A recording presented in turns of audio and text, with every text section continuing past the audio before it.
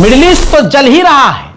आपको यह लग रहा है अगर कि लेबनान पर हमले बंद हो गए नसरुल्लाह के कत्ल के बाद, हिजबुल्लाह के कमांडरों को मिटाने के बाद, उनको शहीद कर देने के बाद, तो यह गलत है।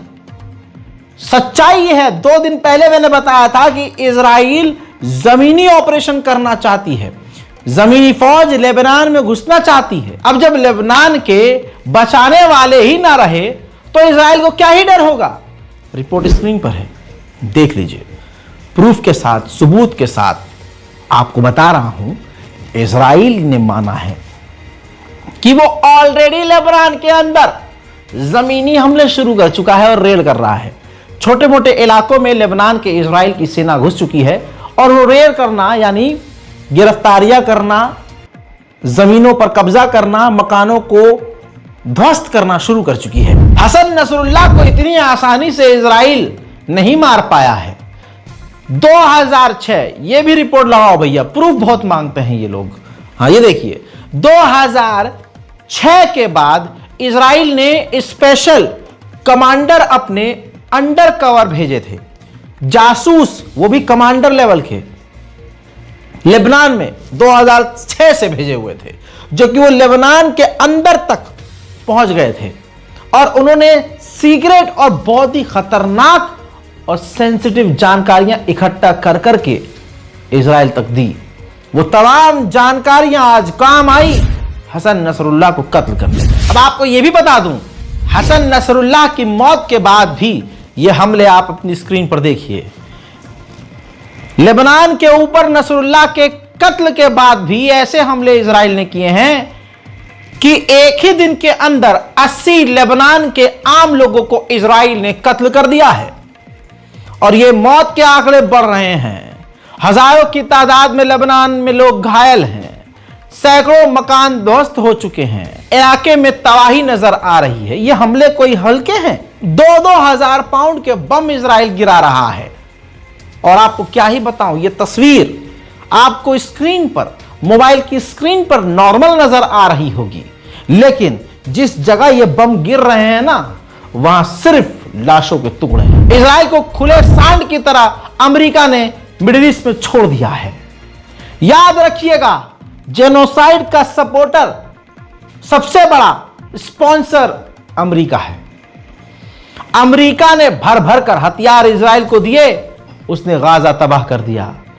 अब एक अपडेट और आया है कि इजराइल को हथियारों की कमी होने लगी है, तो उसने अमेरिका से, अपने नाजायज बाप से कहा है कि जल्दी हथियार दो, हमें हथियारों की जरूरत है। उधर तस्वीर ये देखिए, इजराइल ने भारी मात्रा में लेबनान के बॉर्डर के बेहद करीब भारी टैंक तैनात कर दिए हैं।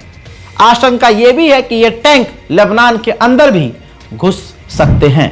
आपको क्या पता, एक हसन नसरुल्लाह को कत्ल करने के लिए पूरा यूरोप साथ है इजराइल के।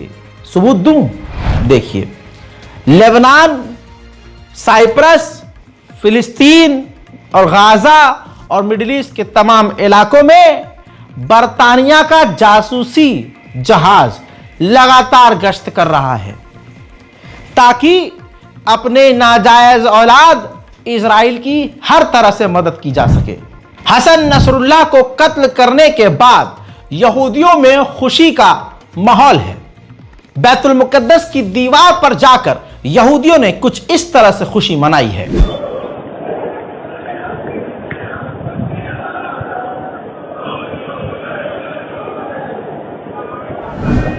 ऐसे बहुत सारे लोग हैं जो लेबनान के लीडर हसन नसरुल्लाह के बेहद करीबी थे। अब जब नसरुल्लाह ही मारे गए तो दूसरों को क्या ही कहना, लेकिन फिर भी रिपोर्ट तो रिपोर्ट है। स्क्रीन पर देखिए, नबील नाम के ये आलिम दीन जो कि हसन नसरुल्लाह के करीबी थे, नबील कावेक, इनको भी इजराइल ने उसी एयर स्ट्राइक में कत्ल किया जिस एयर स्ट्राइक में नसरुल्लाह को मारा गया। इजराइल के हमलों में ये 4 पैरामेडिक्स भी लेबनीज मारे गए हैं। बताना चाहूंगा कि 10 लाख लेबनान के लोग अपने घरों से बेघर हो चुके हैं। हिजबुल्लाह की बटालियन में, नसरुल्लाह की बटालियन में आखिरी जो कमांडर बचे हुए थे, अली कारकी, इनको भी इजराइल ने मार दिया है। उधर ट्रंप के दामाद ने जहर उगला है और कहा है कि 27 सितंबर का वो दिन है जो अब्राहम अकॉर्ड के बाद सबसे बेहतरीन दिन साबित हुआ है, यानी जिस दिन नसरुल्लाह को मारा गया है। क्योंकि इजराइल ईरान पर हमला नहीं कर सकता था, नहीं कर रहा था, और ईरान के पास परमाणु या कोई हथियार हो वो तो दूर की बात है, लेकिन नसरुल्लाह ने अपनी गन पॉइंट इजराइल की तरफ किया हुआ था, यानी नसरुल्लाह के निशाने पर इजराइल था। आज वो डर खत्म हो गया है, आज मौका है। कौन कह रहा है? ये डोनाल्ड ट्रंप का दामाद कह रहा है कि आज मौका है कि इजराइल अपने तमाम खतरों को मिटा दे, यानी ईरान को मिटा दे। और उन्होंने साफ यह भी कहा, डोनाल्ड ट्रंप के दामाद ने, कि मैं किसी भी डील के खिलाफ हूं, ना हमास से डील की जाए ना किसी से डील की जाए, बस जो आपके मन में आ रहा है वो करते जाओ, इजराइल के लिए जो खतरा है मिटा दे जाओ।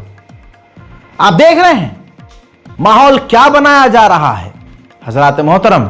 इसीलिए मैंने आपसे कहा था, और इसीलिए ईरान के supreme leader Ayatollah Syed Ali खामनाई को छुपा दिया गया है, सेफ एरिया में भेजा गया है।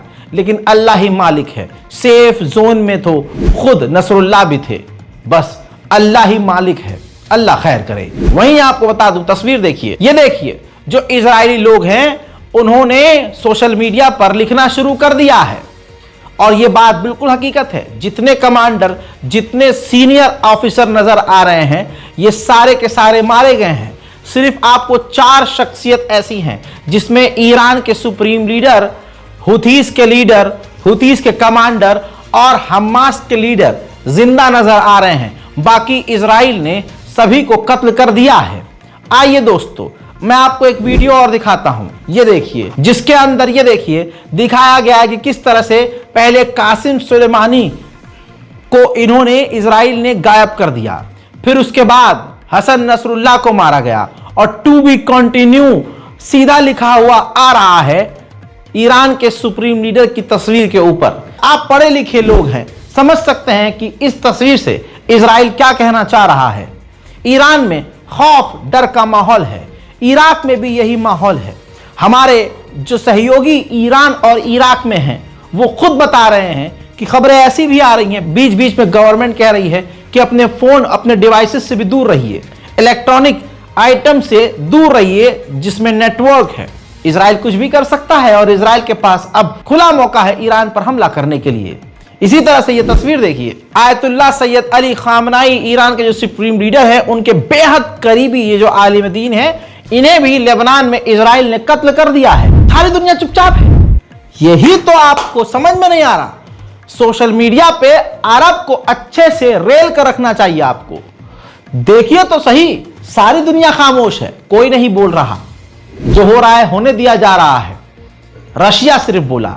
रूस के विदेश मंत्री सरगेई लावरोव ने कहा कि इजराइल को अपना ये टेररिस्ट वाला स्टाइल, आतंक का ये स्टाइल बदलना होगा। उन्होंने कहा कि ये डर है कि जानबूझकर इजराइल भड़का रहा है ईरान को, ताकि ईरान और अमेरिका डायरेक्ट जंग में उतर आए और उसको जो करना है वो कर दे। हसन नसरुल्लाह के साथ ईरान के एक कमांडर भी, सीनियर कमांडर भी मारे गए, जिसके बाद ईरान के IRGC ने, फौज ने धमकी दी है कि खाली नहीं जाएगा।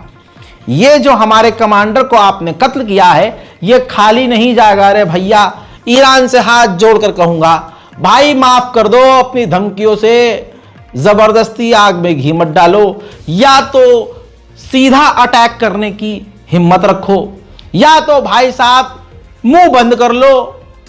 पूरी दुनिया के मुसलमान परेशान हो गए, धमकी धमकी धमकी धमकी धमकी। और अभी जो आपके लीडर हैं वो तो फुस्सी हैं। ईरान का जो नया राष्ट्रपति है मसूद पेज़ेश्कियान, भाई साहब वो तो अलग ही फुस्सी बम है। अब कुछ दिन पहले उन्होंने कहा था कि अगर ईरान के ऊपर कोई और मुसीबत आई तो ईरान टुकड़े टुकड़े हो जाएगा। अब इस शख्स का कहना है कि अमेरिका और यूरोप ने वादा किया था कि आप अगर इस्माइल हानिया का बदला नहीं लोगे तो हम लेबनान और गाजा में दोनों के साथ इजराइल की डील करा देंगे, सीज फायर करा देंगे।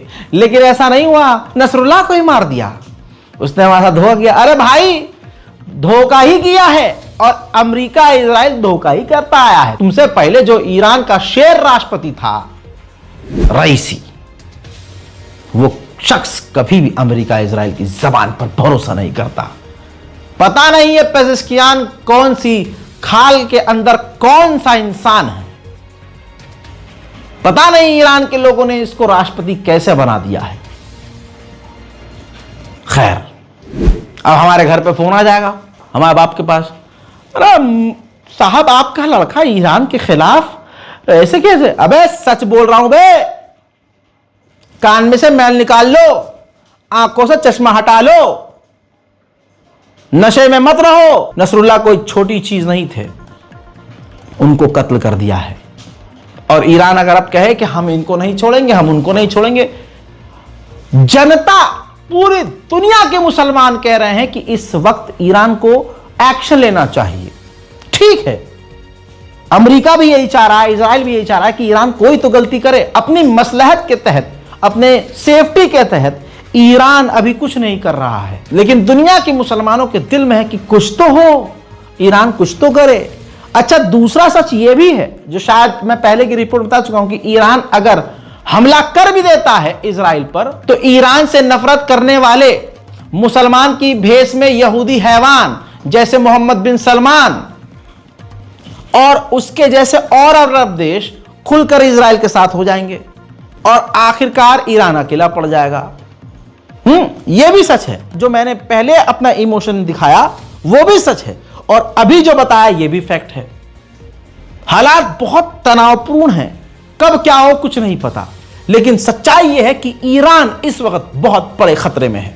बस दुआ कीजिए, इस रिपोर्ट को शेयर कीजिए, मेरे इस चैनल रज़ाग्राफी यानी स्क्रिप्टेड को सब्सक्राइब कीजिए ताकि मिडिल ईस्ट की जानकारी आप तक पहुंचती रहे। जय हिंद।